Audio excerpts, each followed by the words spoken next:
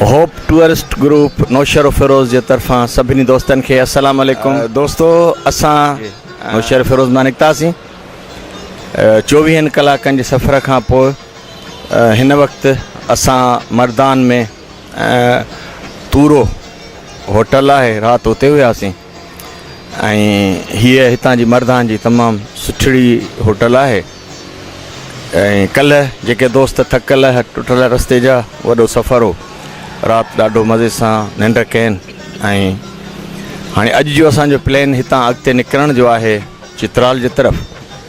ऐं जिथे जिथे इंशा अल्लाह ताला वेंदासीं उतां जो मंज़र हाल अहवाल तव्हांखे ॾींदा हलंदासीं।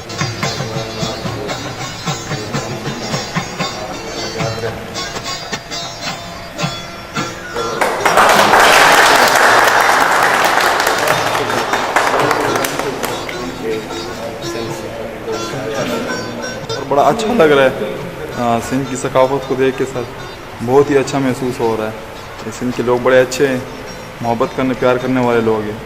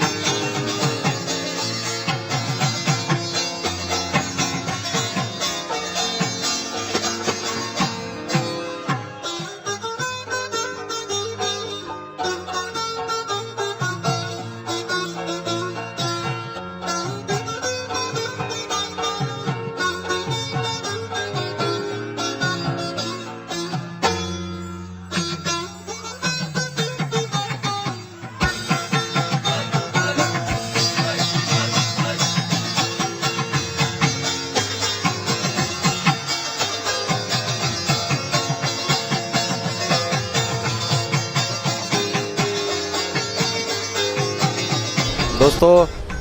असां हिन वक़्तु चित्राल शहर में मौजूदु आहियूं ऐं मुंहिंजे बैकग्राउंड में तव्हां चित्राल में जेको चित्राल दरिया आहे उन जे किनारे सां हीअ होटल आहे जिथे हिन महिल असांजी होप टूरिस्ट ग्रुप जी सॼी टीम मौजूदु आहे।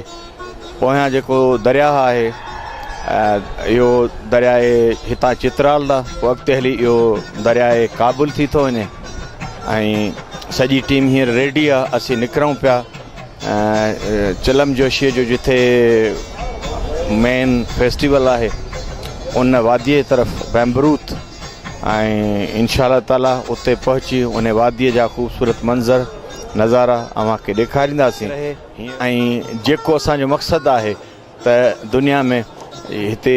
असांजे मुल्क में जेके कुदरत जा हसीन नज़ारा आहिनि उहे पाण बि ॾिसूं पंहिंजनि दोस्तनि खे बि ॾेखारियूं ऐं हिन वक़्तु जेको टूर आहे उन में अॻिते जे लाइ असांजो जेको गाइड दोस्त आहे जंहिं हिते ई असांजे सॼे रहण जो इंतज़ामु कयो आहे ऐं असांजो अॻिते गाइड तौर ते मददगार तौर ते हेल्पर हूंदो उहो असांजो दोस्त आहे अबू नासिर जेको हितां जो आहे चित्राल जो आहे। हितां जी असांजी होटल अरेंजमेंट मानी टिकी रहाश हिन खे शाबस आहे, हिन असांजे लाइ उहो अरेंजमेंट कयो ऐं अॼु बक़ाया टूर में असां सां गॾु हूंदो।